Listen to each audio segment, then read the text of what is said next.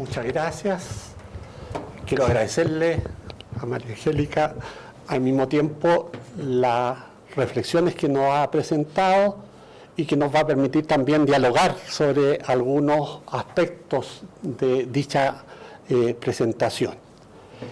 En efecto, yo voy a hacer una presentación apoyada en un PowerPoint, digamos, con el objeto, ¿no es cierto?, de una perspectiva más pedagógica, digamos, y que ustedes pueden irla siguiendo, ¿cierto?, en los textos. Primera prevención que quisiera realizar en esta materia, ¿cierto? El control de convencionalidad que desarrolla la Corte Interamericana de Derechos Humanos, ¿cierto?, no es algo que haya inventado la Corte Interamericana de Derechos Humanos, ¿cierto? El concepto de control de convencionalidad se desarrolla fundamentalmente en el contexto del sistema europeo de protección de derechos, mucho antes que en el caso, ¿cierto?, americano, por lo menos con 3 décadas de anticipación.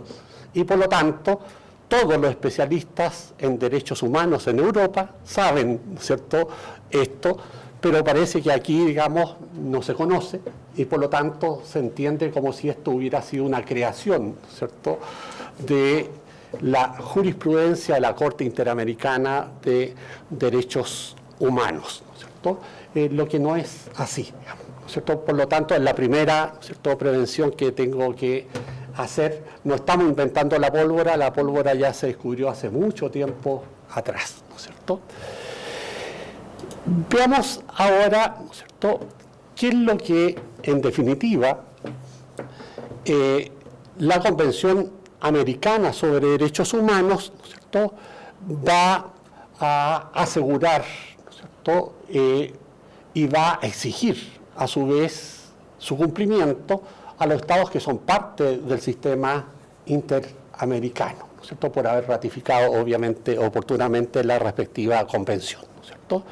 Lo que hace el preámbulo de la convención es primero señalar, ¿cierto?, que hay derechos esenciales del hombre, ¿cierto?, de la persona, para hacerlo en un sentido de eliminación, ¿no es cierto?, de sesgo de género, ¿cierto?, que no nacen del hecho de ser parte de un Estado, ¿cierto?, ni el Estado los crea los derechos, ¿cierto?, sino que los derechos tienen como fundamento los atributos y la dignidad de la persona humana, ¿cierto? Por lo tanto, ese es el punto de partida, ¿cierto?, que establece claramente la Convención y que los estados que forman parte de ella hacen suyo, porque si no, no habrían podido ratificar la Convención si no comparten, ¿cierto?, los principios que están en el preámbulo de la misma, que obligan, por lo tanto, y que permiten interpretar el conjunto de la respectiva Convención, ¿cierto?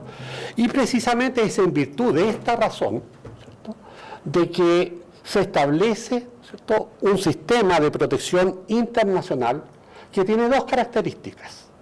Es un sistema coadyuvante, ¿cierto?, por lo tanto, la primera responsabilidad del respeto y garantía de los derechos le corresponde al Estado, y es complementaria, porque al mismo tiempo, si los Estados no lo hacen, ¿cierto?, en definitiva, al órgano en que le recae la responsabilidad para hacerlo es precisamente la Convención, ¿no es cierto?, y el sistema de órganos de la Convención. Estamos, por lo tanto, ante lo que se conoce, ¿cierto?, ordinariamente, en una perspectiva más moderna, el principio de subsidiariedad, ¿cierto? Si el Estado no asegura ni garantiza los derechos, ¿cierto?, en definitiva, en subsidio, ¿cierto?, lo va a hacer el sistema interamericano, porque en definitiva aquí no estamos ante un problema, ¿cierto?, de política interna del Estado, sino que estamos ante derechos esenciales de la persona humana, ¿cierto? Y esos derechos escapan al ámbito, ¿cierto?, de la jurisdicción nacional y por lo tanto son parte, ¿cierto?, porque así lo han decidido los propios estados, ¿cierto?, de la jurisdicción de la Corte Interamericana de Derechos Humanos, ¿cierto? Agreguemos al mismo tiempo que este sistema interamericano que se desarrolla, ¿cierto?, hoy día, ¿cierto?, se aplica a 20 países, ¿no es cierto?, que son parte del sistema. Hasta hace muy poco éramos 21, ¿no es cierto? Venezuela, ¿no es cierto?, se salió del sistema, yo diría que con violación de su propia constitución, ¿no es cierto?, porque el artículo de la Constitución establecía precisamente, directamente en la Constitución, el amparo interamericano, ¿no es cierto? Y el amparo interamericano era precisamente el derecho a recurrir al sistema interamericano de protección cuando los órganos jurisdiccionales internos, ¿no es cierto?, no hubieran cumplido con sus responsabilidades, ¿no es cierto? Cabe señalar que, por lo tanto, lo que sucedió en la práctica es que mediante un decreto supremo, ¿no es cierto?, del presidente de la República, simplemente denunciaron, ¿no es cierto?, la convención y el sistema completo contenido en ella, por lo tanto pasando por encima de la norma constitucional, porque obviamente, que yo sepa, un decreto supremo no puede modificar la Constitución, ¿no es cierto? Pero bueno, es un problema de los venezolanos, no es un problema nuestro, y desde el punto de vista del derecho internacional, la denuncia del Estado, efectivamente, después del año de cumplimiento, ¿no es cierto?, del periodo, efectivamente produce el deshacimiento, ¿no es cierto?, de la jurisdicción de la Corte Interamericana de Derechos Humanos. Por lo tanto, somos 20, ¿no es cierto? Y al mismo tiempo, esos 20, ¿cierto?, países constituyen alrededor de 500 millones de habitantes, ¿cierto? Eso es, ¿no es cierto?, la población que está sometida al sistema interamericano, ¿cierto?, y por lo tanto de sus dos órganos, ¿cierto?, por una parte la Comisión Interamericana de Derechos Humanos y por otra parte la Corte Interamericana de Derechos Humanos, ¿cierto? Así que solo una primera reflexión, ¿cierto? Si los tribunales locales se quejan que tienen que resolver muchos casos, ¿cierto?, teniendo algunos cientos de miles de habitantes a su cargo, ¿cómo no se quejará la Corte, ¿cierto?, de tener que resolver los casos de 500 millones de habitantes? Por lo tanto, ese es un elemento que hay que tener en consideración luego para algunas reflexiones posteriores que vamos a hacer sobre esta materia, ¿cierto? ¿Cuál es el objeto y fin del sistema interamericano, ¿cierto? Es, primero, un sistema internacional acordado por los Estados partes, ¿cierto? Por lo tanto, es un sistema creado con el consentimiento, la voluntad y la decisión, ¿cierto?, de los Estados partes.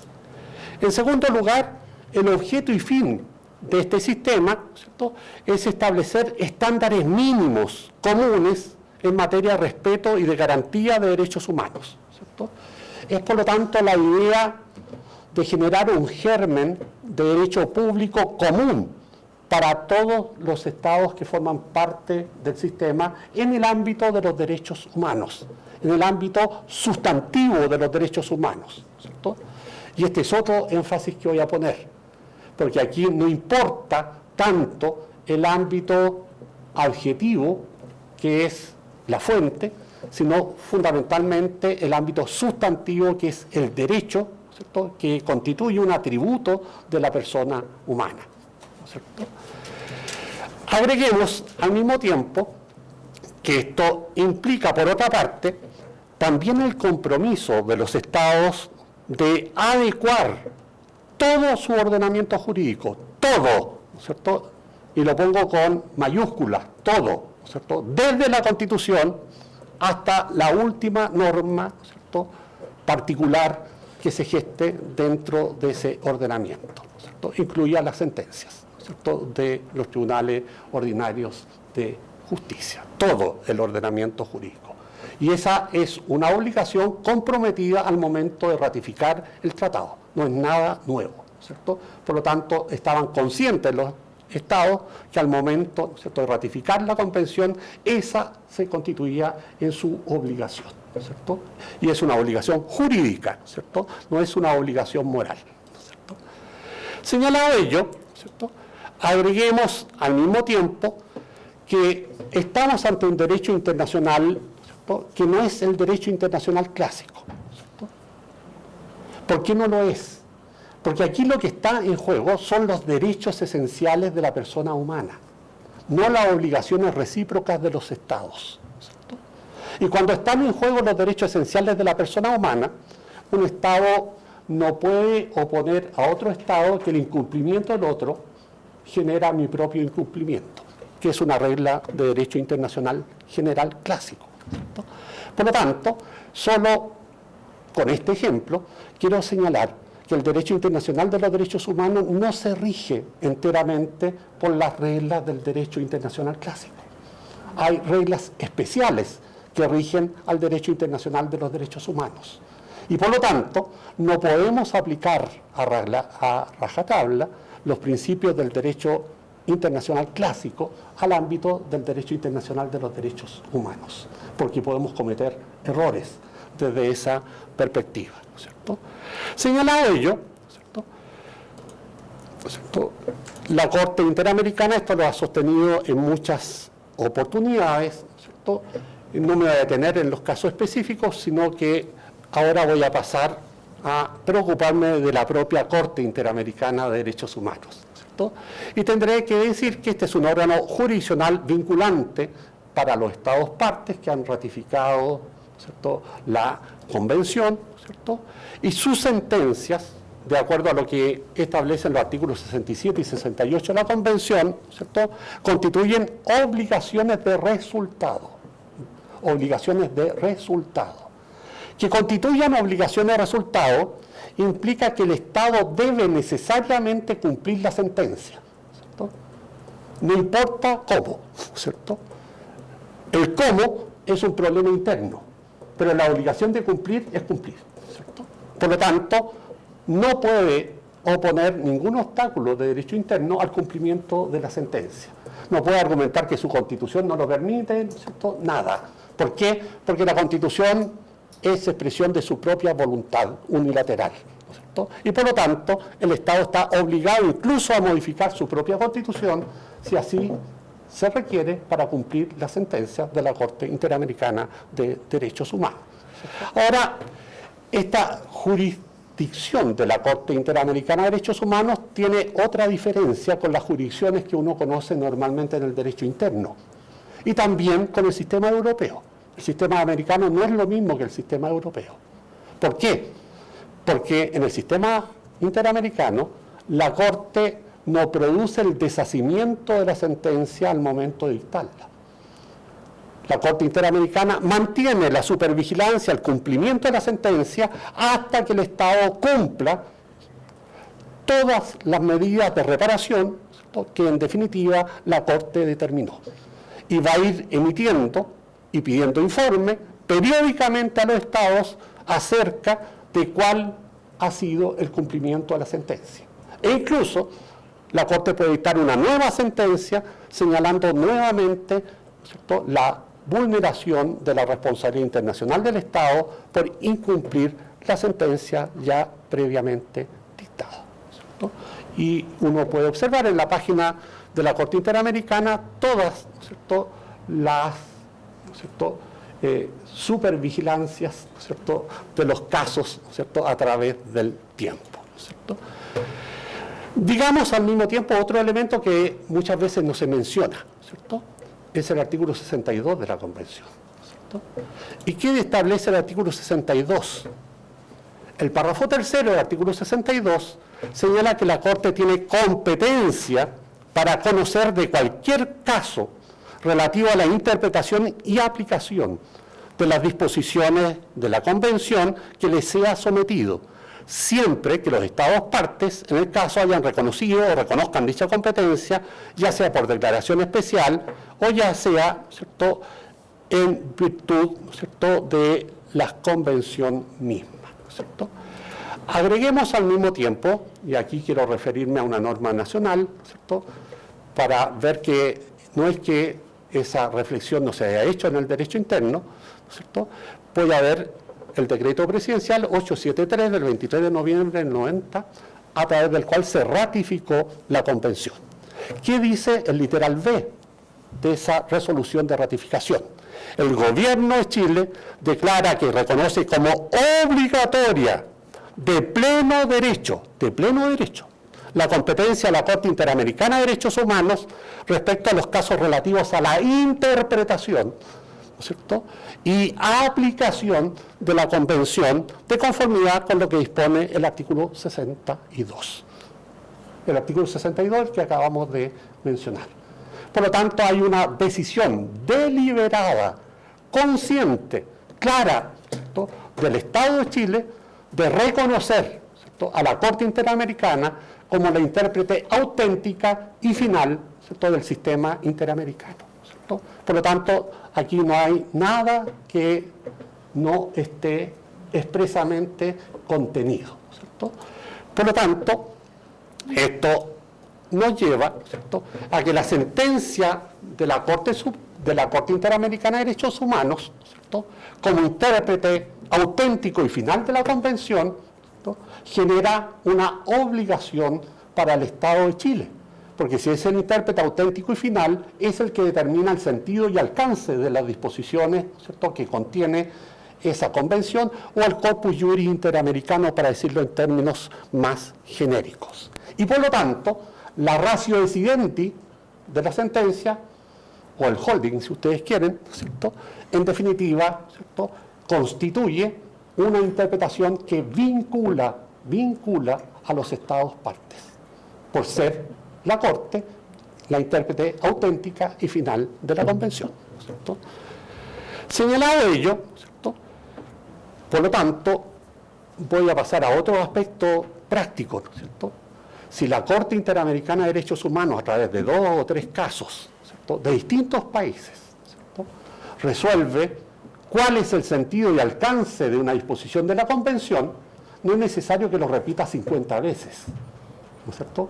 Para gente inteligente, basta que haya, ¿cierto?, una jurisprudencia sistemática, uniforme, para entender, ¿no es cierto?, lo que eso significa, ¿no es cierto?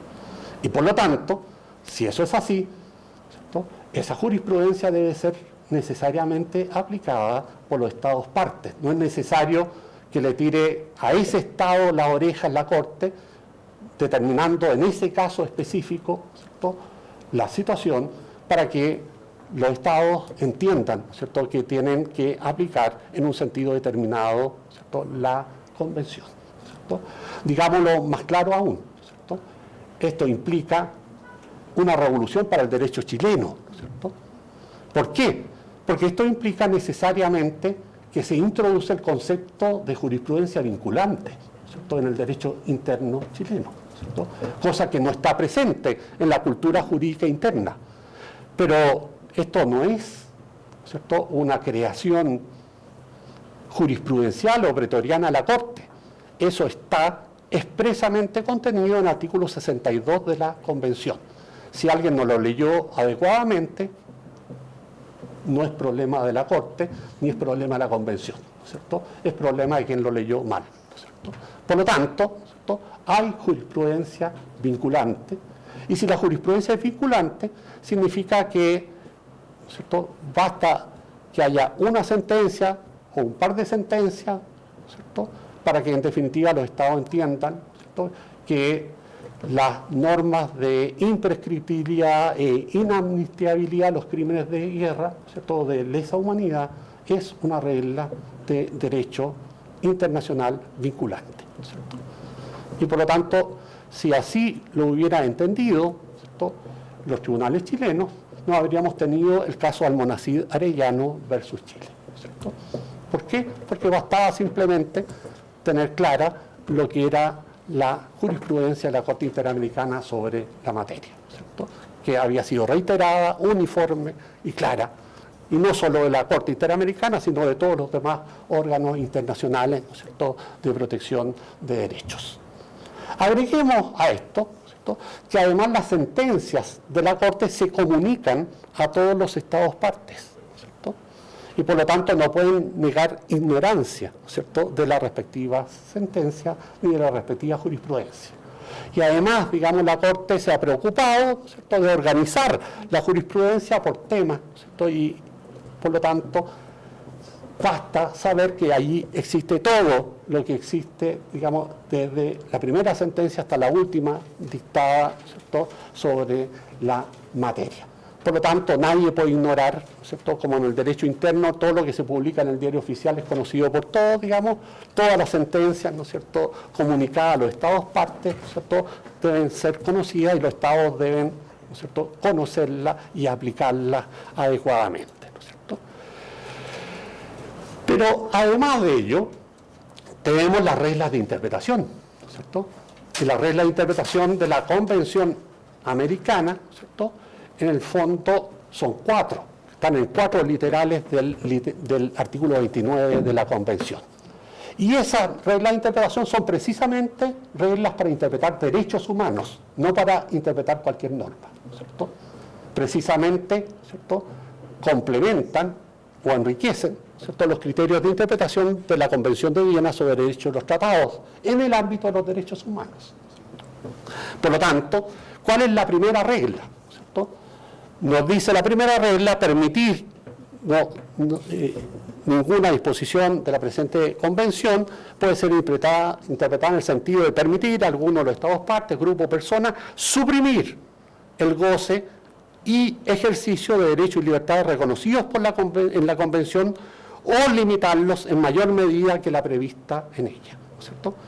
Por lo tanto, aquí lo que estamos de alguna manera viendo, ¿cierto?, es que en definitiva ningún Estado puede establecer un estándar por debajo del mínimo establecido convencionalmente, ¿no es cierto? Y en eso es un punto pacífico, ¿no es cierto?, de quienes interpretan de buena fe la convención, ¿no es cierto?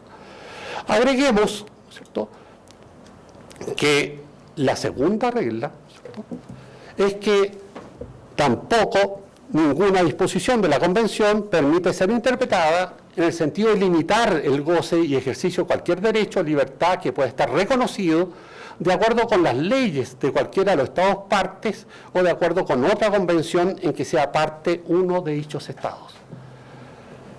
Escuchemos bien y leamos bien, ¿no es cierto?, de acuerdo con las leyes de cualquiera de los estados partes o de acuerdo a otra convención en que sea parte, ¿no es cierto?, uno de dichos estados. Por lo tanto, al Estado, para efectos de interpretación en materia de derechos humanos, se debe considerar el conjunto de convenciones, ¿cierto?, que ese Estado ha ratificado, ¿cierto? Por lo tanto, no solo las del sistema interamericano, todas las convenciones en que el Estado es parte. No lo digo yo, no lo dice la Corte, lo dice la Convención, ¿cierto? Por lo tanto, estamos ante una norma de derecho positivo clara en ese sentido. Y hay aquí, además, otro principio, ¿cierto?, que en el fondo es el principio, digámoslo en términos más modernos, ¿cierto?, el principio favor persona. Y el principio favor persona es un principio esencial, vertebral en materia de derechos humanos. Este principio desplaza, ¿cierto?, y lo voy a decir con claridad, al principio de jerarquía y al principio de competencia, ¿cierto? Esto implica, por lo tanto, ¿cierto?, que este principio tiene dos vertientes, una vertiente interpretativa y una vertiente normativa. La vertiente interpretativa, ¿qué implica? La vertiente interpretativa implica que siempre debe aplicarse, ¿cierto?, e interpretarse los derechos de aquella forma que mejor proteja, ¿cierto?, la dignidad y los atributos de los derechos fundamentales de la persona humana. Siempre, ¿cierto? Siempre, ¿cierto? La interpretación que más perfectamente proteja los derechos. Y tiene en la vertiente interpretativa también un segundo sentido, que toda limitación o restricción del derecho debe ser expresada en forma estricta, ¿cierto? Por lo tanto, las limitaciones o restricciones no se pueden entender en un sentido analógico, ni extender a otras situaciones distintas de aquellas para las cuales está explícitamente contenido. Pero además, no solo es la vertiente interpretativa, porque algunos consideran solo la vertiente interpretativa, existe también la vertiente normativa del principio favor persona. Y la vertiente normativa implica que cuando hay dos normas, ¿cierto?, en definitiva siempre debemos aplicar aquella que mejor protege la dignidad y los derechos de la persona humana. No importa la jerarquía de las normas, Por lo tanto, si tengo una norma legal interna que protege mejor un derecho que lo hace la norma constitucional, aplico la norma legal interna. Y así ocurre, por ejemplo, en el Código Procesal Penal, ¿cierto? Para los efectos de la detención, ¿cierto? La norma del Código Procesal Penal establece un plazo menor de la puesta a disposición del tribunal, ¿cierto?, de la persona detenida que lo hace la Constitución. La Constitución permite 48 horas, la ley permite 24. ¿Cierto? ¿Cuál tengo que aplicar? La que permite 24. ¿Cierto? ¿Por qué? Porque es aquella que protege mejor los derechos, ¿cierto?, de la persona. Pero, ¿y en qué queda la supremacía constitucional? ¿Cierto? No hay supremacía constitucional aquí. Aquí hay principio favor-persona. Esto implica, por lo tanto, que desaparece en el ámbito sustantivo de los derechos, ¿cierto?, las normas que se aplican fundamentalmente al ámbito adjetivo, que es el ámbito puramente normativo, ¿cierto?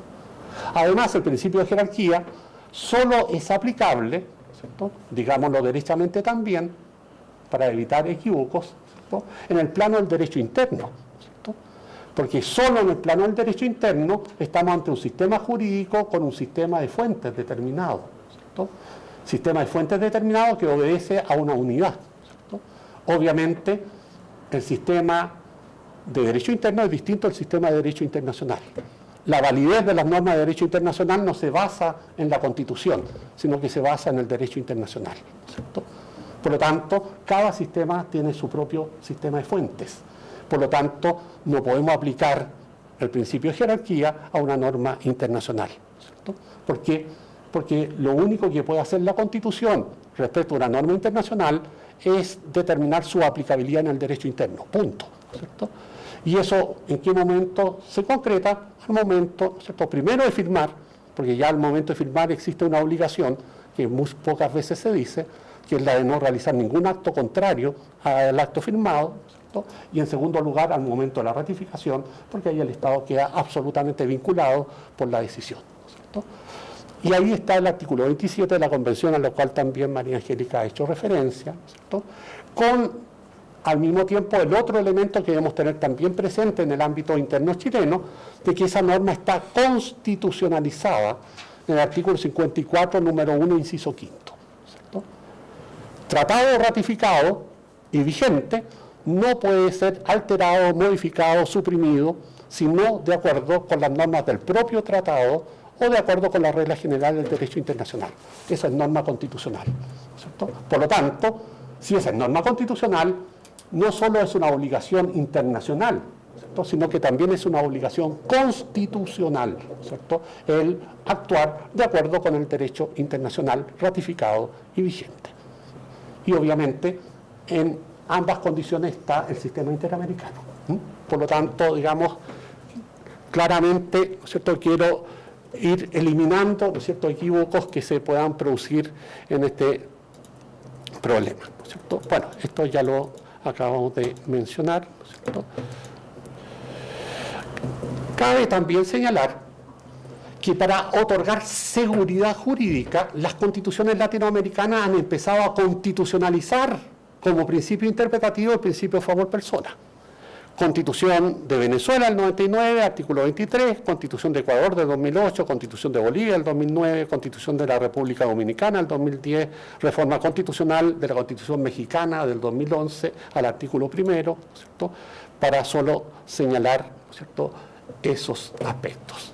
Agreguemos al mismo tiempo que la jurisprudencia de los tribunales superiores, ¿cierto?, incluidos los tribunales constitucionales, aplican, aun cuando no tengan ese principio en la Constitución, lo aplican igualmente, ¿cierto?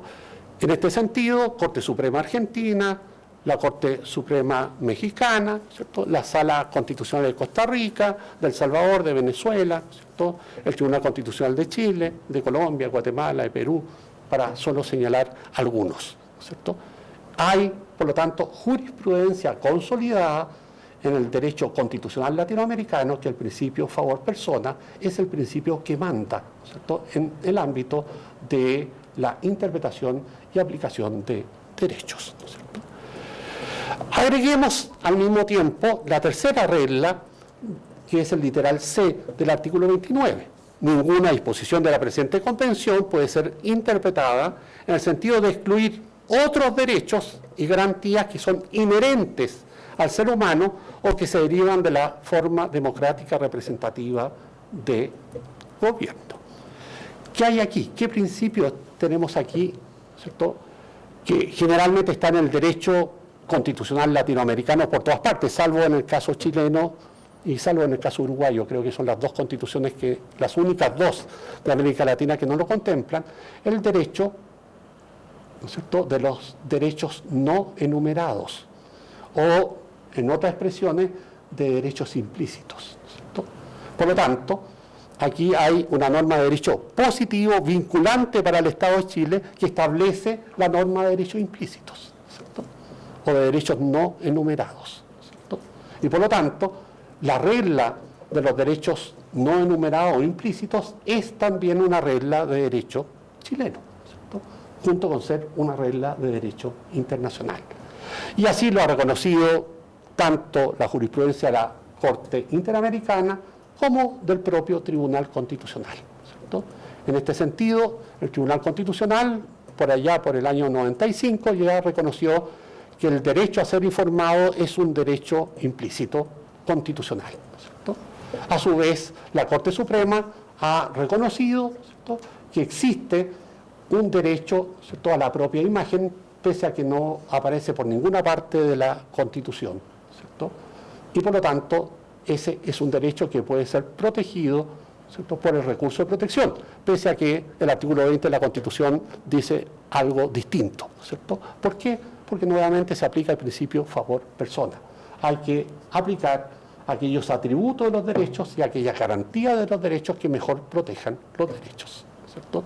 Por lo tanto, en este caso, se desplaza incluso una norma constitucional como la del artículo 20, que establece expresamente que solo algunos derechos son protegibles por el recurso de protección, en cambio se protegen otros que no están, ¿no es cierto?, en la enumeración que hace, ¿no es cierto?, el artículo 20 de la Constitución.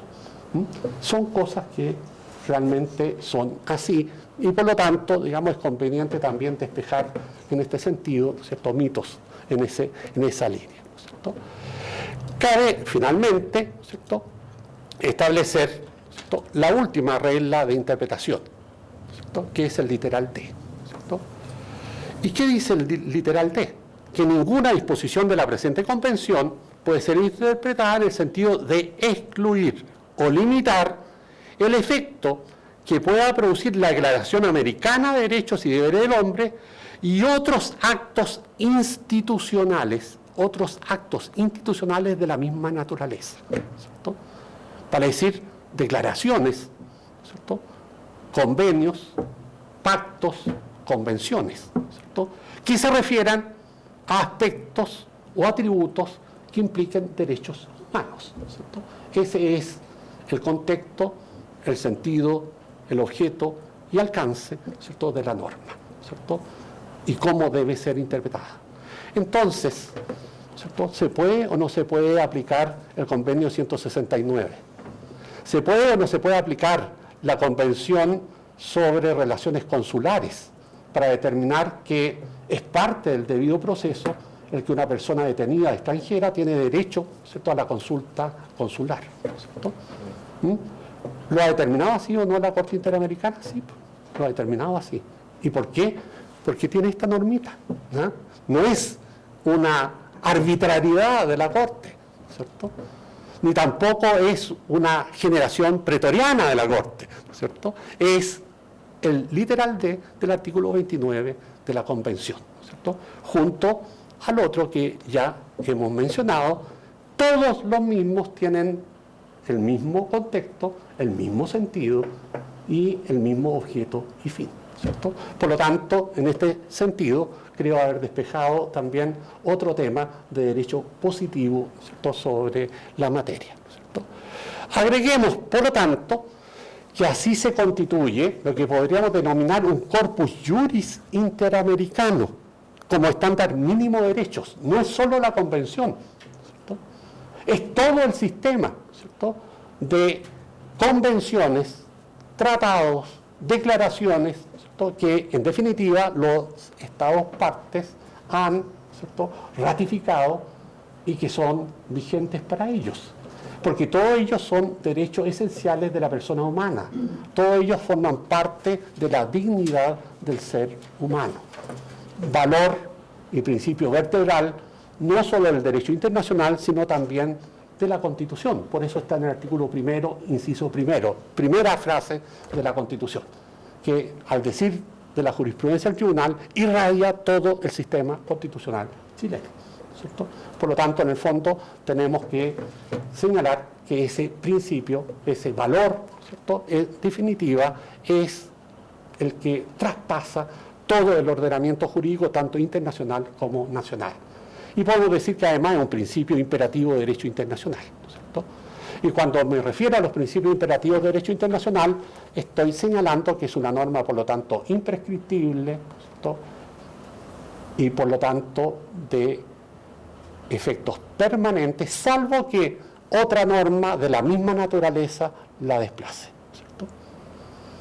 Pero como ello no es así, ¿cierto?, es un principio imperativo de derecho internacional, ¿cierto? Y los principios imperativos de derecho internacional pueden estar contenidos tanto en el derecho consuetudinario como en el derecho convencional, ¿cierto?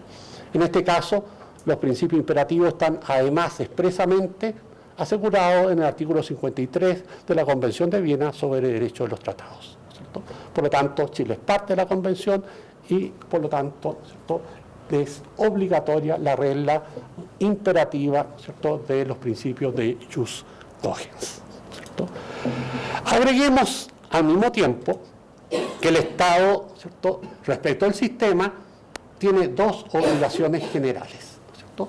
La primera, que es común a todos los sistemas internacionales de protección de derechos, que es la obligación de respeto y de garantía, ¿cierto?, de los derechos. Respeto y garantía implican no realizar ningún acto que contravenga, ¿cierto?, los respectivos derechos, ¿cierto? Y la obligación de garantía, ¿cierto?, es establecer todos los medios, ¿cierto?, oportunos, eficaces, ¿cierto?, para remover toda aquella situación, conducta o norma que en definitiva sea contraria, ¿cierto?, a esos derechos. Y obviamente esos derechos no son para que cada Estado los aplique cuando quiera, sino que son de ejecución directa e inmediata, ¿no es cierto?, porque constituyen una obligación jurídica para los Estados, su respeto, ¿cierto?, y su garantía. Y esto implica, por lo tanto, que el Estado tiene la obligación de adecuar todo el aparato del Estado, todo su aparato normativo y toda la conducta de los agentes del Estado, ¿cierto?, al estándar, ¿cierto?, de derechos que establece el sistema, ¿cierto? Pero no solo tenemos, ¿cierto?, las obligaciones generales del 1.1, ¿cierto?, sino que al mismo tiempo tenemos una segunda obligación general. Y esta segunda obligación general también distingue al sistema interamericano del sistema europeo, porque esta norma no está en el sistema europeo. Y por lo tanto, nuevamente, no podemos hacer comparaciones, ¿cierto?, homologables entre el sistema europeo y el sistema americano cuando tienen reglas distintas, ¿cierto? Por lo tanto, aquí debemos señalar que el artículo 2 de la Convención Americana establece el deber jurídico imperativo al Estado de adecuar su ordenamiento jurídico interno a los derechos que deben ser asegurados y garantizados a través, dice la norma, de medidas legislativas o de otro carácter. Ahora, cuando habla de medidas legislativas, se refiere en términos genéricos a medidas normativas. No está hablando de ley en sentido estricto, ¿cierto? Y las medidas de otro carácter son las que pueden ser de cualquier otro tipo, incluidas las sentencias, ¿cierto? Porque obviamente las sentencias son actos, ¿no es cierto?, del Estado juez, ¿no es cierto?, que son, por lo tanto, el Estado el que está actuando, y está actuando ¿para qué? Para asegurar y garantizar, ¿no es cierto?, a través de esa medida los derechos, ¿no es cierto?, que deben ser respetados y garantizados, ¿no es cierto? Por lo tanto, ¿no es cierto?, aquí está la razón de por qué, ¿no es cierto?, las decisiones adoptadas por la Corte, ¿no es cierto?, a través del control de convencionalidad, no afectan solo a los tribunales, sino a todo órgano, ¿cierto?, y a toda práctica de quien represente al respectivo Estado, ¿cierto? Por lo tanto, hay violación de la Convención cada vez que el órgano Estado o Administración, ¿cierto?, viola una regla, ¿cierto?, o una norma o una práctica que está por debajo del estándar mínimo. Hay una violación del Estado legislador cuando este Estado, ¿cierto?, establece leyes que son contrarias a los estándares mínimos de derechos, ¿cierto? Hay una violación del Estado poder constituyente, ¿cierto?, cuando en definitiva a través de una reforma de la Constitución establece normas incompatibles con el sistema que se ha obligado a respetar y a garantizar. Y así sucesivamente, ¿no es cierto? Todo órgano del Estado está vinculado por la obligación de respeto y de garantía y la obligación al mismo tiempo de adecuar su ordenamiento y sus prácticas, ¿no es cierto?, a las obligaciones convencionales. Por eso no es una decisión pretoriana de la Corte, ¿cierto?, el señalar que no solo el legislador, no solo la administración, sino todos los órganos del Estado, incluido el constituyente, está vinculado, ¿cierto?, por esta obligación de respeto y de garantía, ¿no es cierto? Ahora, ya hemos señalado que estas obligaciones son obligaciones de exigibilidad inmediata, ¿cierto?, que el Estado debe cumplir frente a toda persona sometida a su jurisdicción sin ninguna discriminación, ¿cierto? Cabe, por lo tanto, señalar en este sentido, ¿cierto?, que todas las personas en este sentido tienen la posibilidad, agotados los medios jurisdiccionales internos, de recurrir a los órganos del sistema interamericano cuando el Estado o sus agentes han vulnerado sus derechos, ¿cierto?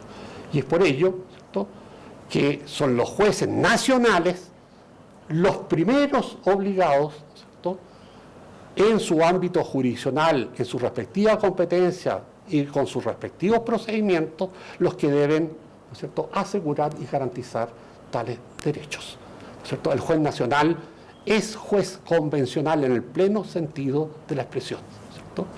Tiene el deber jurídico de aplicar, ¿cierto?, los estándares mínimos en materia de derechos por sobre las normas del derecho interno. Todo juez, ¿cierto?, y en eso parece que estamos de acuerdo con María Angélica, todo juez, ¿cierto? Por lo tanto, si el estándar mínimo de la Convención, ¿cierto?, es, ¿cierto?, que no se puede suspender los derechos políticos mientras no haya una sentencia definitiva, ¿cierto?, de un juez penal, como establece claramente, ¿cierto?, la norma sobre derechos políticos de la Convención, ¿cierto?, el órgano jurisdiccional nacional tendrá que aplicar esa norma, aunque le duela y aunque signifique que deja sin aplicar una norma constitucional, como la del artículo 17, que permite suspender los derechos políticos por el solo hecho de ser acusado constitucionalmente. Por lo tanto, estamos ante una norma constitucional violatoria, ¿cierto?, flagrantemente de la obligación convencional. Y además una norma constitucional generada con posterioridad a la ratificación de la Convención. Por lo tanto, es más grave el asunto, ¿cierto?, porque implica una violación deliberada, ¿cierto?, de la obligación. Y además una violación que es de carácter permanente, porque está en el orden constitucional, ¿no es cierto? Estamos hablando de cosas serias, ¿no es cierto?, y no menores en el punto de vista, ¿cierto?, de lo que estamos señalando, ¿cierto? Agreguemos también, por otra parte, ¿cierto?, que hay un deber de los Estados partes, por lo tanto, de organizar toda su institucionalidad, ¿cierto?, conforme a estos deberes de asegurar el libre y pleno ejercicio de los derechos. Agreguemos también, ¿cierto?, que ello comprende una conducta gubernamental que asegure la existencia en la realidad de una eficaz garantía del libre y pleno ejercicio de los derechos. Eficaz. No basta con que esté, ¿cierto?, en un papelito allí, ¿no es cierto?, sino que esa norma debe tener eficacia, ¿cierto? Y por lo tanto, realmente, ¿cierto?, cumplir con el estándar de protección efectiva de los derechos, ¿cierto? Agreguemos también que los efectos del artículo 2 es, por lo tanto, eliminar toda norma del ordenamiento jurídico interno, eliminar toda práctica interna contraria al respeto y garantía de los derechos fundamentales, toda, ¿cierto? Y al mismo tiempo el deber de aprobar normas jurídicas que aseguren efectivamente el goce y ejercicio de tales derechos. Por lo tanto, Chile, en la norma que acabo de señalarles, ¿no es cierto?, está incumpliendo permanente y día a día, hora a hora, ¿cierto?, la obligación convencional de respetar los derechos políticos de todas las personas que habitan en el territorio nacional, ¿cierto? Para poner solo un ejemplo, porque hay muchos más, ¿cierto? Agreguemos al mismo tiempo, ¿cierto?, que la Corte ha interpretado que la adecuación, ¿cierto?, implica la adopción de medidas de dos vertientes: la supresión de normas y prácticas de cualquier naturaleza que violen la Convención, ¿cierto?, pero al mismo tiempo también la expedición de normas y el desarrollo de prácticas conducentes a la efectiva observancia de dichas garantías. Es por ello que en las medidas de reparación, si ustedes ven las sentencias, la Corte impone al Estado el deber de hacer cursos, ¿no es cierto?, de formarse, ¿no es cierto?, de no ignorar el derecho internacional de los derechos humanos, porque ese es el estándar mínimo que el Estado se ha obligado a cumplir, ¿cierto? Cabe al mismo tiempo señalar que esto además lo podemos reforzar con reglas generales, ¿no es cierto?, que son normas imperativas o de ius cogens del derecho internacional. El pacta sunt servanda del artículo 26, ¿cierto?, el bona fide del artículo 31 y el artículo 27, ¿no es cierto?, de la Convención de Viena, que impide al Estado oponer obstáculos de derecho interno al cumplimiento de las obligaciones internacionales, ¿no es cierto?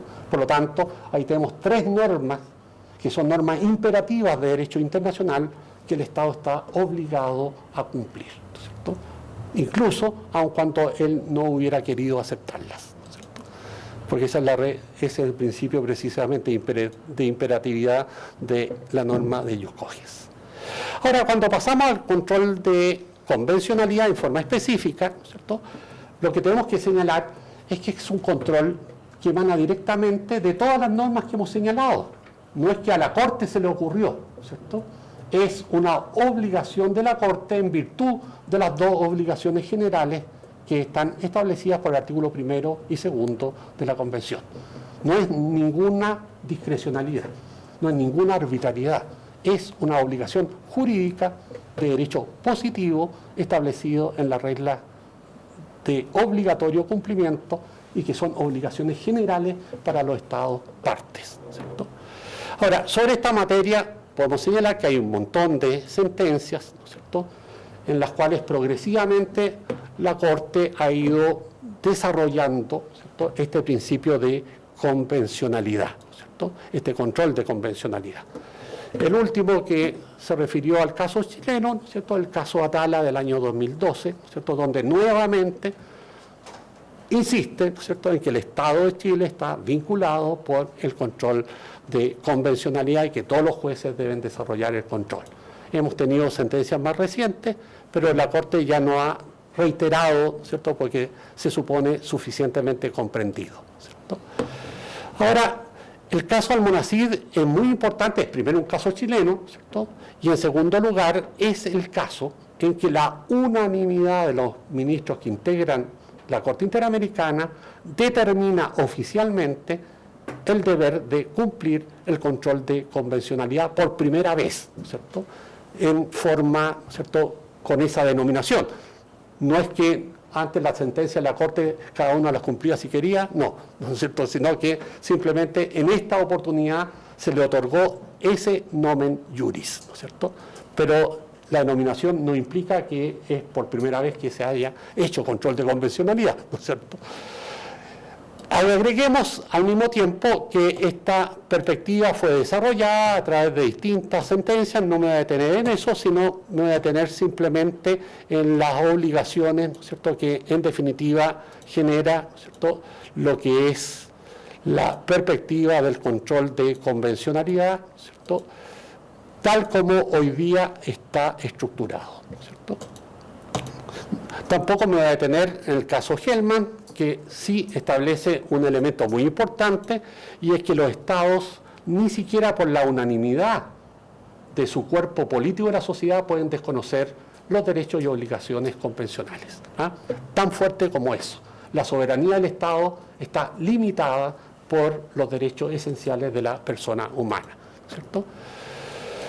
¿Cuáles son las reglas del control de convencionalidad? ¿Cierto? Primero, que todos los órganos del Estado parte, incluidos los jueces de todos los niveles, están obligados a velar porque los efectos de la Convención no se vean mermados por la aplicación de normas contrarias a su objeto y fin, ¿cierto?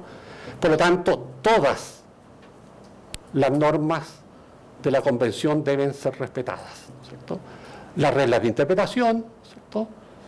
Todos los tratados que el Estado es parte y que contienen atributos y garantías de derechos fundamentales, ¿cierto? Y obviamente las reglas de la Convención de Viena sobre derechos de los tratados, que también es parte del derecho interno chileno y que establece los principios de jus cogens, ¿cierto? Agreguemos al mismo tiempo, ¿cierto?, que este control de convencionalidad debe ser realizado por los jueces nacionales y los demás órganos estatales ex oficio, ¿cierto? Recalco la expresión ex oficio, ¿cierto? Esto implica nada menos que la aplicación de un principio básico en derecho, que es el principio iura novit curia, ¿cierto? El órgano estatal está obligado a conocer el derecho y a aplicarlo, ¿cierto? Por lo tanto, no puede argumentar que como la parte no lo invocó, ¿cierto?, el juez puede dejar de aplicarlo. No, el juez es Estado juez, ¿cierto? Y como Estado juez está obligado por el artículo 1 de la Convención, ¿cierto?, a respetar y garantizar el derecho, ¿cierto?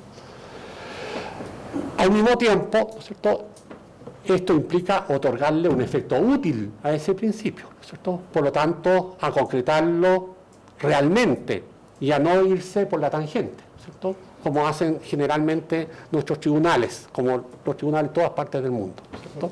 Cuando estamos ante un problema difícil, es mejor salirse, ¿no es cierto?, por la vía procedimental, ¿no es cierto?, o tratar de tirarlo para otro lado, ¿no es cierto? No hay que tirarlo para otro lado. Está obligado, ¿cierto?, a afrontarlo y a darle un efecto útil, ¿no es cierto?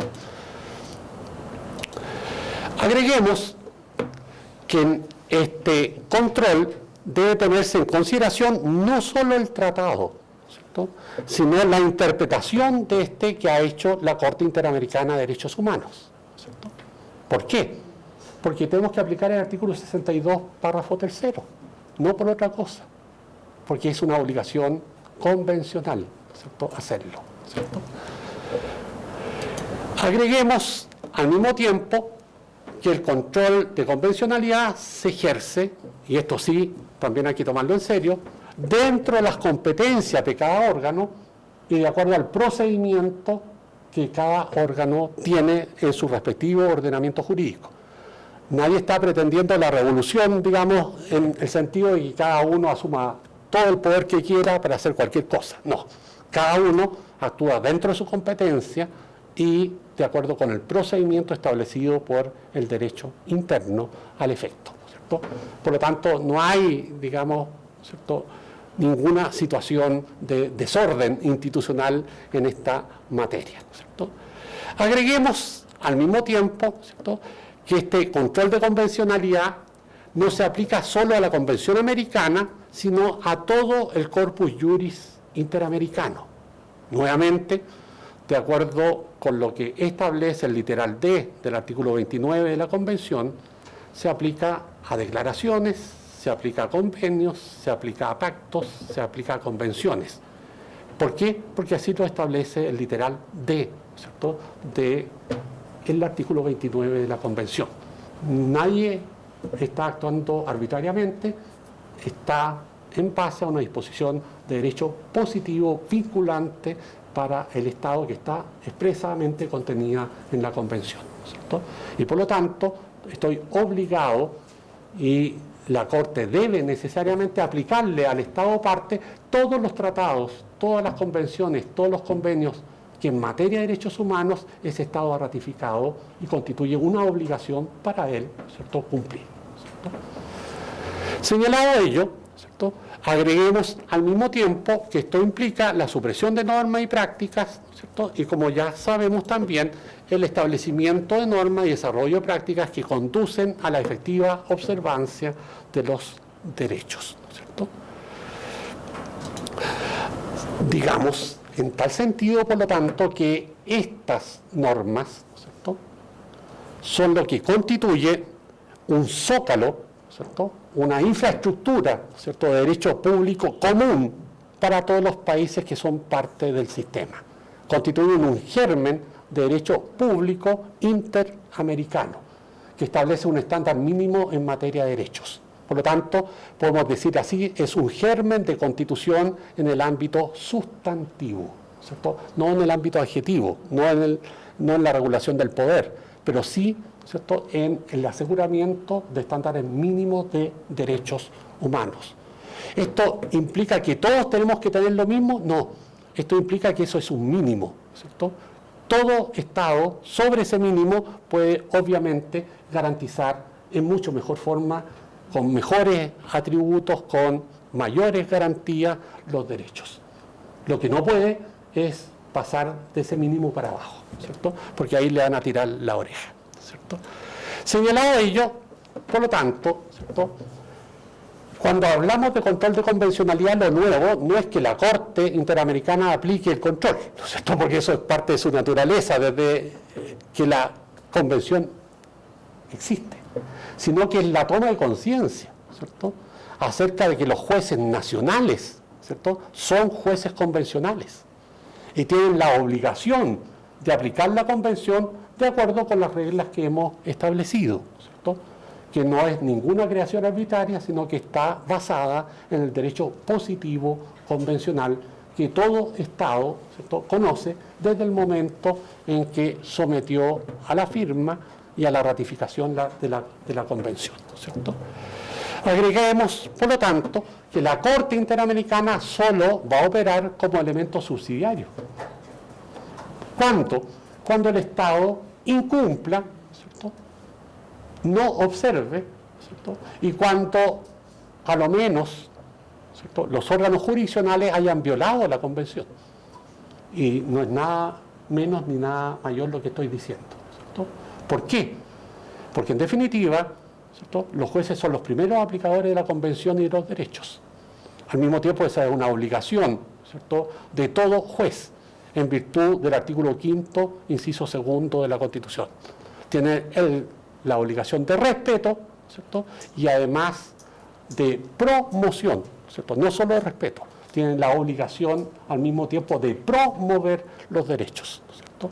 Es una obligación jurídica imperativa de derecho constitucional, además de derecho internacional, ¿cierto? Y junto con ello, ¿cierto?, el texto del inciso 2 es clarito, no solo los derechos que están asegurados en el texto, sino también los asegurados por los tratados internacionales ratificados y vigentes, ¿cierto? Por lo tanto, no hay ninguna duda de cuál es el alcance de la norma. Sin perjuicio de ello, obviamente, también deben aplicar los principios imperativos de derecho internacional, ¿cierto? Por lo tanto, el principio del derecho a la jurisdicción, para empezar, ¿cierto?, que la Corte lo ha declarado claramente como un principio de jus cogens. El derecho a no ser discriminado, ¿cierto?, el derecho a la imprescriptibilidad de los crímenes de guerra y de lesa humanidad, ¿cierto?, el derecho, ¿cierto?, a la dignidad de la persona, ¿cierto? Y por lo tanto, por esa vía, muchos de los derechos esenciales de la persona humana son principios imperativos de derecho internacional. ¿Por qué? Porque existe una conciencia compartida en la humanidad de que ello constituye derecho. Y para eso están todos los tratados para demostrarlo, ¿cierto? No existe solo el Pacto Internacional de Derechos Civil y Políticos y el Pacto Internacional de Derechos Económicos, Sociales y Culturales, existen, ¿cierto?, las convenciones regionales de todas partes del mundo, ¿cierto? Y más o menos, ¿cierto?, ¿cierto?, los aspectos centrales son compartidos por todos, ¿cierto? Por lo tanto, constituyen principios de jus cogens en el sentido que estamos señalando, ¿cierto? Señalado ello, agreguemos de la normativa. ¿Y cuál es el objeto y fin? El respeto y garantía, ¿cierto?, de los derechos en los estándares mínimos que los Estados se comprometieron a respetar, ¿cierto? Agreguemos, por lo tanto, que a través de esto que se logra la dignificación del ser humano, ¿cierto?, de todo ser humano, de todos los seres humanos, a través del respeto de sus derechos esenciales. ¿Qué otra cosa se logra con eso? Una mejor convivencia civilizada. Con eso logramos mejorar las condiciones para la paz, que es otro objetivo, ¿cierto?, del derecho internacional, ¿cierto?, el mantenimiento y el desarrollo de la paz, ¿cierto? Porque obviamente cuando se vulneran los derechos humanos, ¿cierto?, generamos una situación de violencia, ¿cierto? Y esa violencia, que puede ser interna, luego se traspasa al derecho internacional, ¿cierto? Veamos lo que pasa, ¿cierto?, ahora en el mundo, ¿cierto?, con ese, ¿cierto?, órgano e institución que pretende, ¿cierto?, generar un nuevo califato, digamos, ¿cierto?, y que en definitiva actúa ya no en un plano de un Estado, sino en el plano, ¿cierto?, de la comunidad internacional, ¿cierto? Señalado ello, ¿cierto?, por lo tanto, estamos ante un fin que es común, ¿cierto?, y que es básico tanto al derecho interno como al derecho internacional, que es, por lo tanto, un objeto y un fin compartido por el derecho interno y el derecho internacional, ¿cierto? Ahora, el otro aspecto que tenemos que considerar es control de convencionalidad y control de constitucionalidad, que es donde se han empezado a presentar los problemas, ¿cierto? Primer problema: ¿cuál es el objeto, el sentido y alcance del control de convencionalidad? ¿Cierto? El control de convencionalidad tiene como parámetro de control, ¿cierto?, el corpus juris interamericano, ¿cierto?, en los términos que ya lo hemos definido, ¿cierto?, y que es aquel que ha sido ratificado y que se encuentra vigente para el Estado parte, ¿cierto? Ese es el control de convencionalidad. Ese control de convencionalidad están obligados a realizarlo todos los jueces, todo órgano jurisdiccional como Estado juez. Por lo tanto, es vinculante para todos, ¿cierto?, no solo para algunos. Por eso es que, ¿cierto?, un querido amigo, ¿cierto?, como es Eduardo Ferrer MacGregor, hoy día magistrado de la Corte Interamericana de Derechos Humanos, habla de control de convencionalidad difuso, ¿cierto? ¿Por qué? Porque son todos los órganos los que lo deben necesariamente aplicar, ¿no es cierto? Y así lo exige el sistema, ¿no es cierto? En cambio, el control de constitucionalidad, ¿quién debe aplicarlo?, ¿cierto? ¿Y cuál es el parámetro?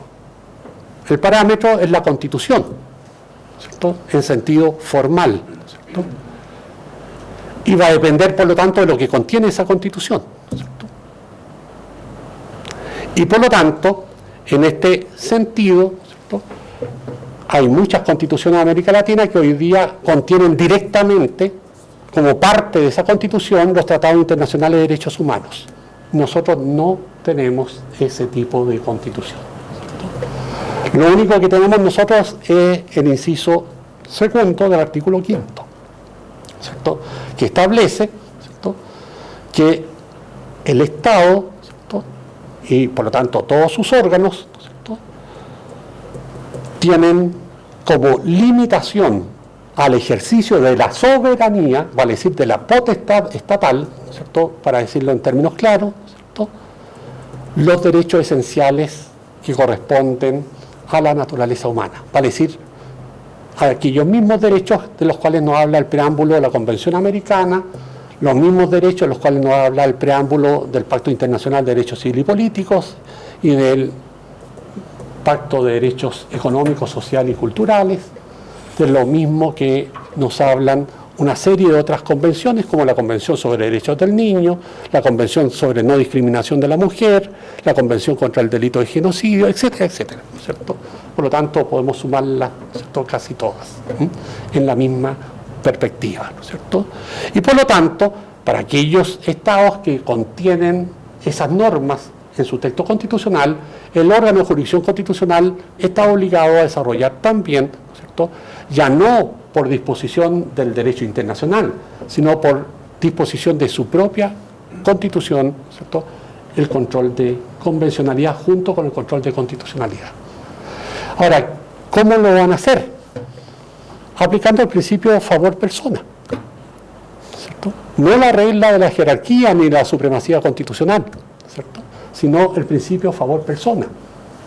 Claro, eso le duele a los constitucionalistas clásicos, ¿no es cierto?, que se quedaron en la década de los 50, ¿no es cierto?, del siglo pasado además, ¿no es cierto? Sí, les duele. ¿Por qué? Porque ellos conocieron un conjunto de principios, ¿no es cierto?, que operaban y que hoy día están depasados por la realidad y la cultura jurídica del mundo contemporáneo, ¿cierto? Por lo tanto, se quedaron con un paradigma del derecho, ¿cierto?, superado, ¿cierto? Y tanto es así que las constituciones latinoamericanas lo han tenido que ir incorporando en el propio texto de la Constitución. ¿Para qué? Para dar seguridad jurídica de que los jueces y los órganos del Estado lo apliquen, ¿cierto?, para que lo apliquen. Porque si está solo en el artículo 29 de la Convención, algunos no la han leído o no les interesa leerla, o simplemente la han leído pero conscientemente se olvidan de ella, ¿cierto? ¿Por qué? Porque no están de acuerdo con el principio, ¿cierto? Pero el principio está. Es una obligación jurídica de derecho internacional y de derecho interno, porque la Convención Americana es también parte del derecho interno, ¿cierto?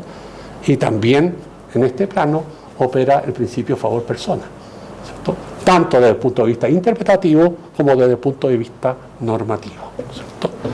Señalado ello, por lo tanto, ¿cierto?, vamos a ver, ¿cierto?, que este control, por lo tanto, lo debe ejercer todo juez ordinario, todo juez especial y todo juez constitucional en el ámbito de sus respectivas competencias, ¿cierto? Ahora, si el Tribunal Constitucional chileno llegara a sostener que él no tiene la competencia expresa para realizar control de convencionalidad, porque no la dispone el artículo 93 de la Constitución Política de la República, bueno, ¿no es cierto?, va a generar responsabilidad internacional, ¿no es cierto?, por la no aplicación de las reglas del artículo 1 y 2 de la Convención Americana.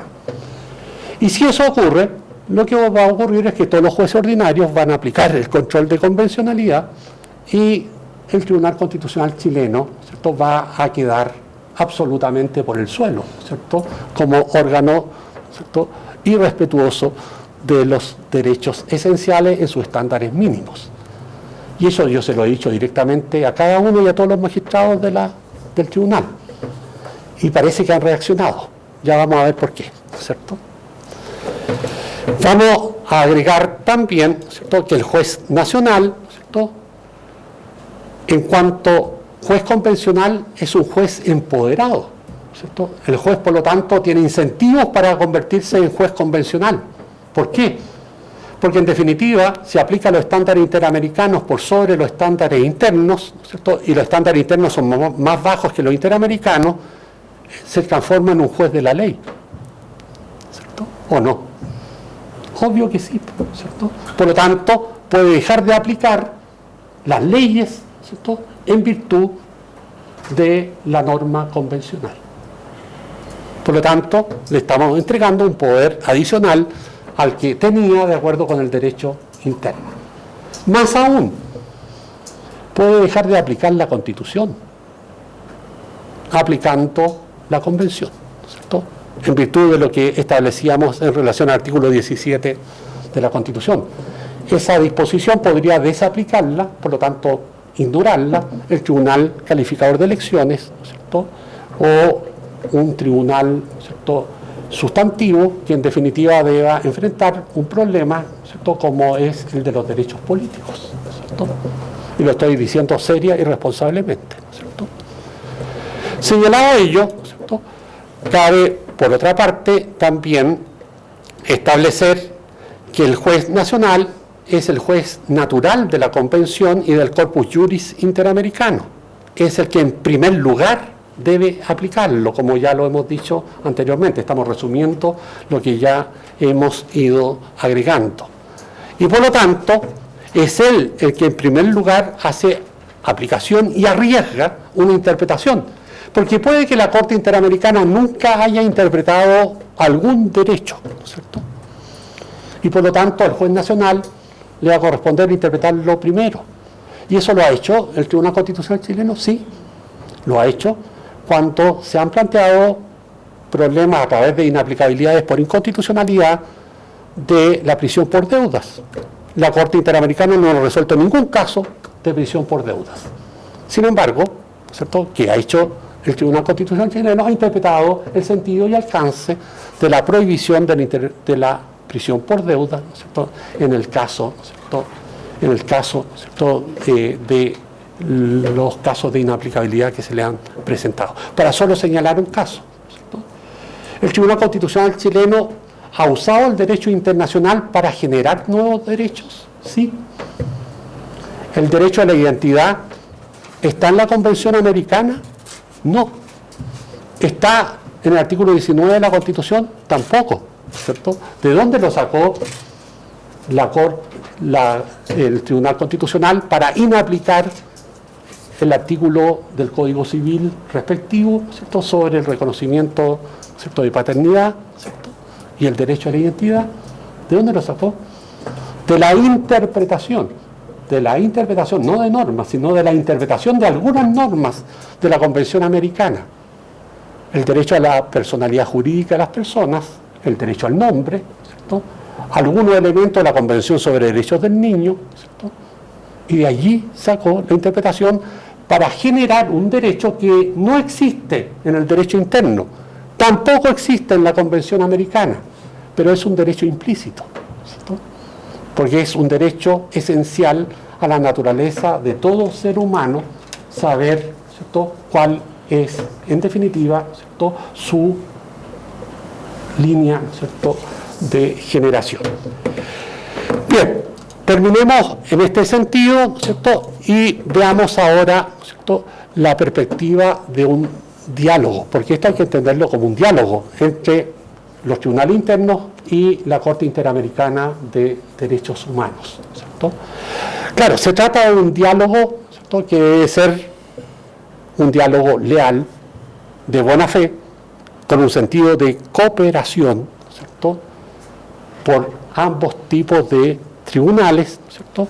Y en este sentido, las decisiones de los jueces nacionales va a ser un elemento que alimente, ¿cierto?, también los criterios de la Corte Interamericana de Derechos Humanos.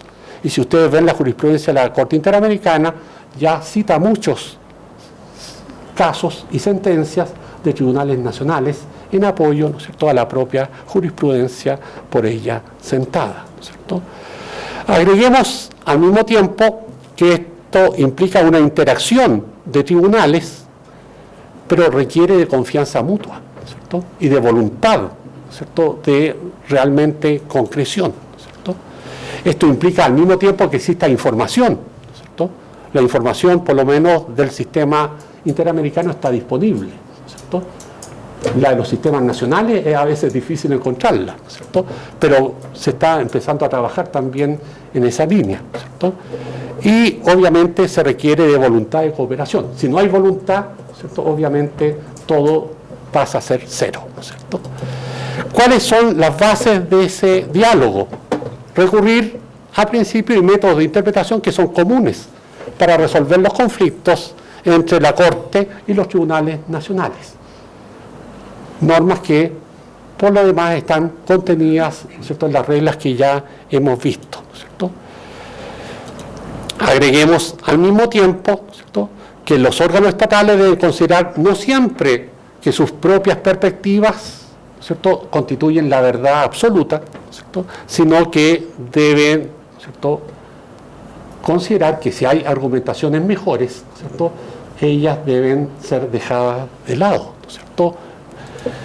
Cabe al mismo tiempo señalar que esto a su vez va a llevar, y vamos a pasar a concretar, ¿cierto?, distintas modalidades de control de convencionalidad, ¿cierto?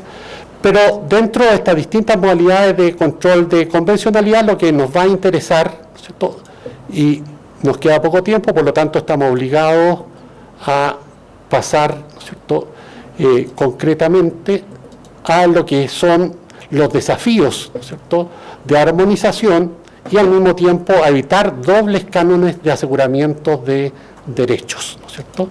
Y esto obviamente nuevamente tenemos que aplicar aquí el principio favor persona, ¿cierto? Y obviamente los jueces nacionales tienen que actuar con responsabilidad, ¿no es cierto? Pero vamos a pasar al diálogo interjurisdiccional. ¿Cuál es el objeto del diálogo? Intercambiar perspectivas sobre el sentido de alcance de las disposiciones convencionales entre un emisor y un receptor, ¿cierto? ¿Cuáles son ellos? Recíprocamente son el juez nacional y la Corte Interamericana de Derechos Humanos. ¿Cómo se ejerce ese diálogo? ¿No es cierto? Considerando una interpretación extensiva, una interpretación receptora, una interpretación correctiva y una interpretación neutralizante y finalmente una interpretación discordante. Pasemos rápidamente por esto que es muy importante. ¿Qué implica la interpretación extensiva? Que el juez nacional puede desarrollar una interpretación del corpus juris, ¿no es cierto?, interamericano, ¿no es cierto?, que sea más favorable, como lo reclamaba María Angélica hace poco, ¿no es cierto?, que es la que ha realizado la Corte Interamericana de Derechos Humanos. No hay ningún problema para que ello pueda hacerse. El ejemplo claro es el propio caso chileno que ya le he mencionado anteriormente. El derecho a la identidad obviamente no está en ninguna parte, ¿no es cierto?, de la Convención, ni tampoco está en la jurisprudencia de la Corte Interamericana. Por lo tanto, es un caso en que el juez nacional, aplicando la Convención, ¿no es cierto?, interpretándola, generó un derecho que está más allá, ¿no es cierto?, de lo que la propia Convención establece. Creo que el ejemplo es clarito, ¿no es cierto?, y no necesita mayor perspectiva, ¿no es cierto?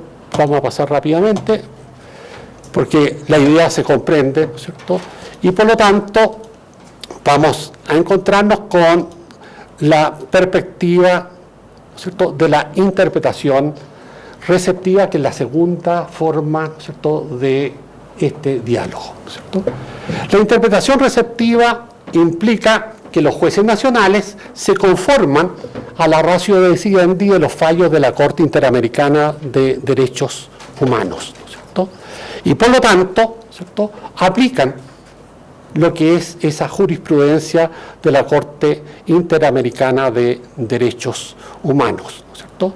Y desde este punto de vista nos vamos a encontrar que a través de esta perspectiva aplican el principio favor persona, aplican el principio de progresividad, aplican el principio del contenido esencial de los derechos, aplican el principio de razonabilidad, aplican el principio de proporcionalidad, entre muchos otros, ¿no es cierto?, que aplica la jurisprudencia de la Corte Interamericana de Derechos Humanos, ¿no es cierto? Y al mismo tiempo, en esta perspectiva, quiero solo mencionar una sentencia del Tribunal Constitucional, ¿no es cierto?, que aplica el principio favor persona. La sentencia ROL 1361-09 sobre la Ley General, ¿no es cierto?, de Educación, sobre la cual se pronuncia el Tribunal Constitucional el 13 de mayo de 2009. ¿Qué hace el Tribunal? Recepciona el principio favor persona con mención expresa a la jurisprudencia de la Corte Interamericana de Derechos Humanos, que está allí, ¿no es cierto? En tal sentido, parece ineludible tener presente el principio pro domino favor libertatis, definido en la jurisprudencia de la Corte Interamericana de Derechos Humanos de la siguiente forma: entre diversas opciones se ha de escoger la que restringe en menor escala el derecho protegido. Debe prevalecer la norma más favorable a la persona humana. Eso es asumir el principio favor personas, ¿no es cierto? Claramente por el Tribunal Constitucional. Y supongo que ellos han tenido conciencia de lo que implica asumirlo, ¿no es cierto?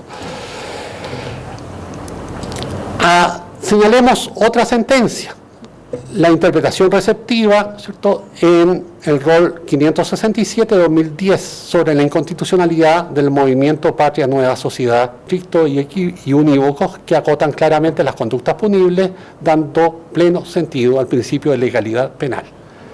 ¿Qué sentencia es ella? Es la sentencia de la Corte Interamericana en el caso Castillo, Petrucci y otros.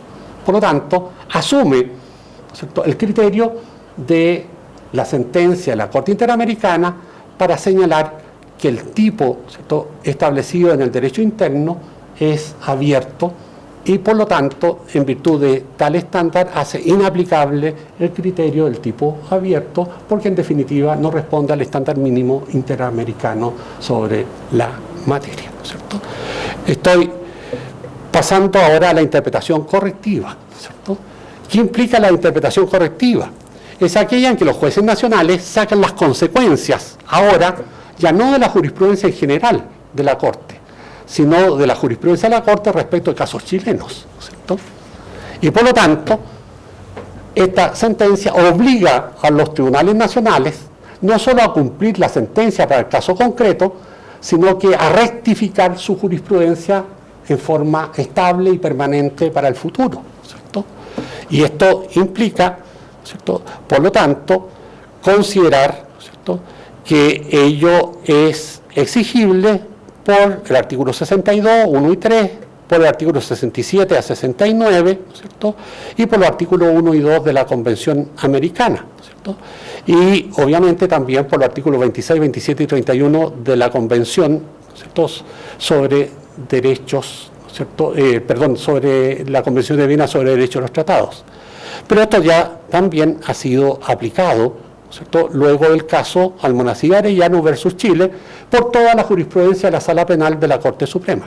Toda la Corte Suprema, no solo para el caso específico, sino para todos los casos posteriores, tiene una sentencia, ¿cierto?, que es uniforme y sostenida, que sostiene que los crímenes de lesa humanidad o los crímenes contra los derechos humanos, ¿cierto?, no son susceptibles ni de amnistía ni de prescripción y que siempre respecto de ellos hay un derecho a la jurisdicción y un derecho a la verdad, ¿cierto? Por lo tanto, está, ¿cierto?, asumido.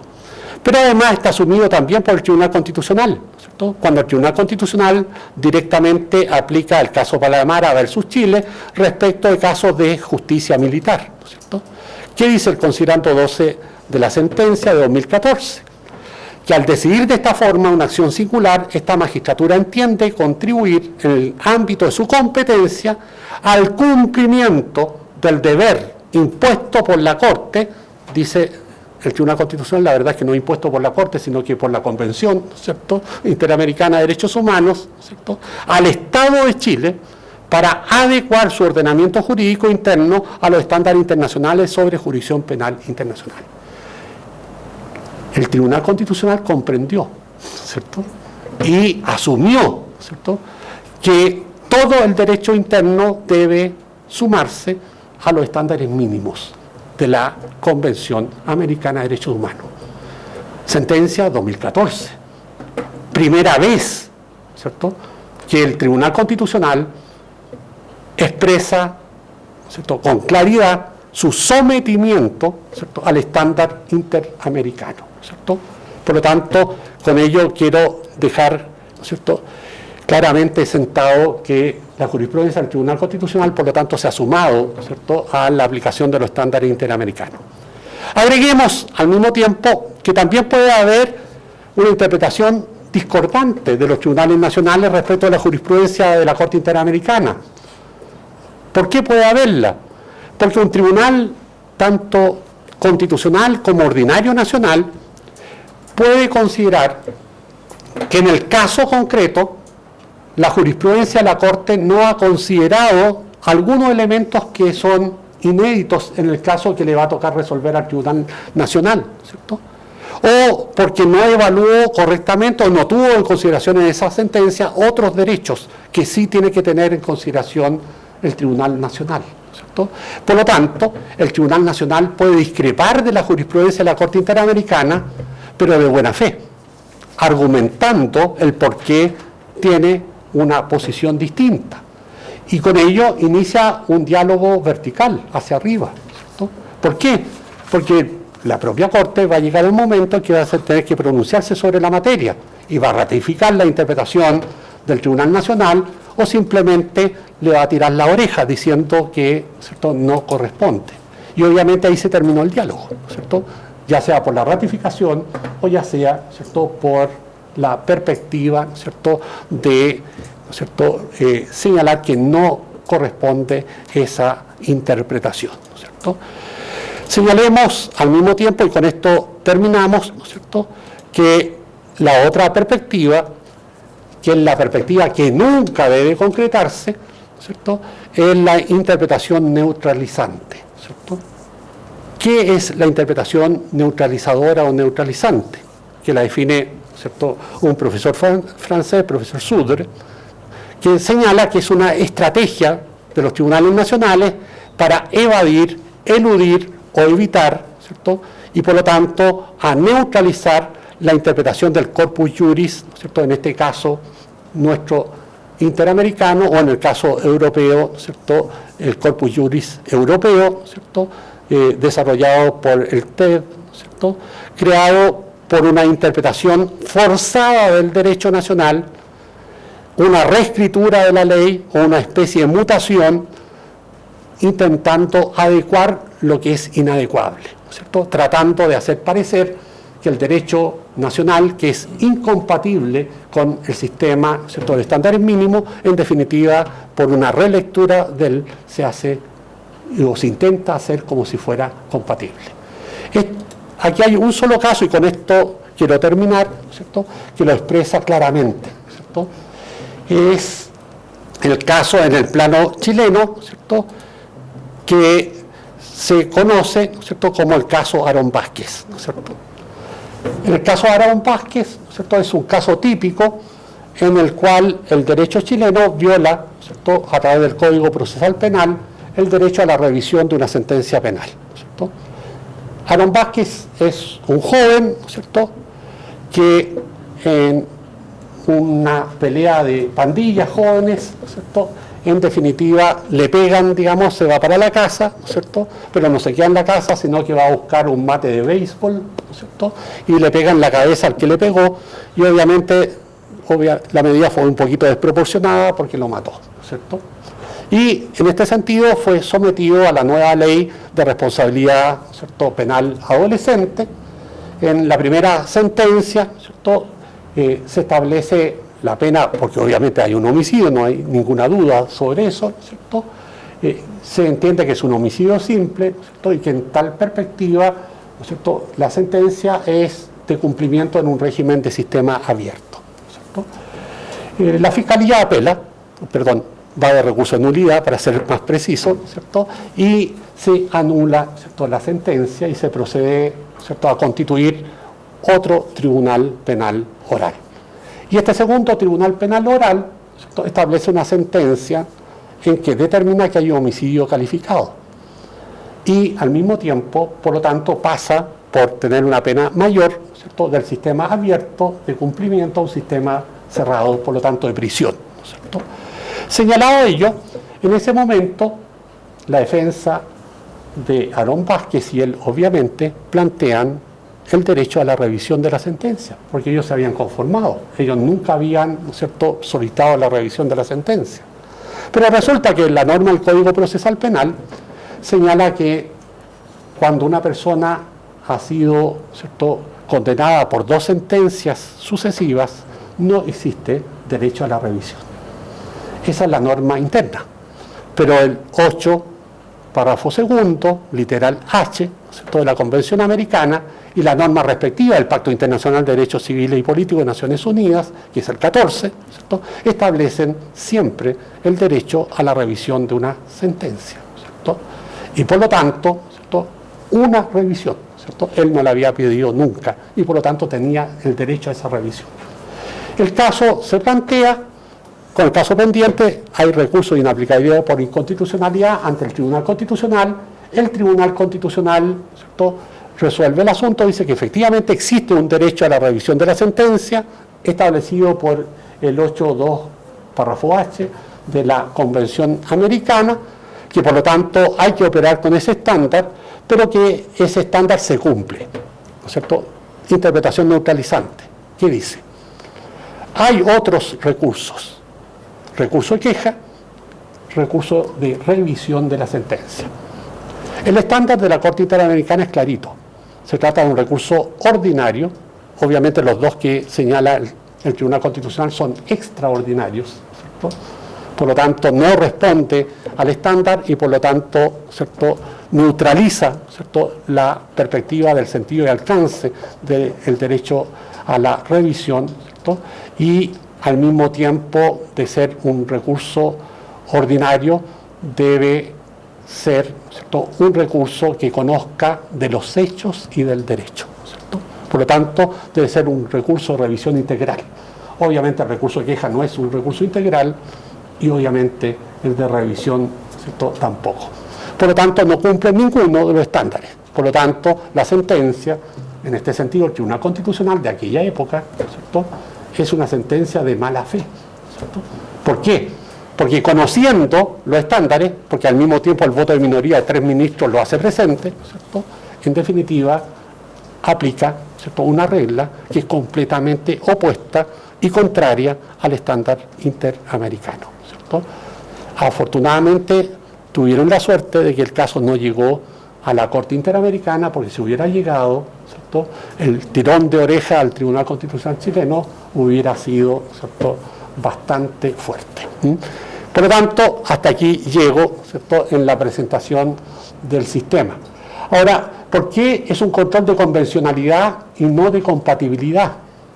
Porque en definitiva, si no son compatibles, ¿cierto?, las normas del derecho interno con las del derecho internacional, simplemente hay que desaplicar las normas del derecho interno en favor del estándar mínimo del derecho internacional.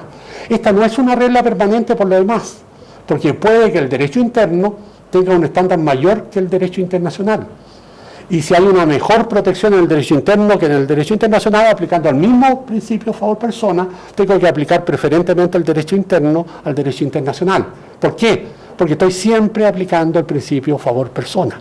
Por lo tanto, lo importante no es quién gana, sino, ¿cierto?, quién protege mejor los derechos del ser humano.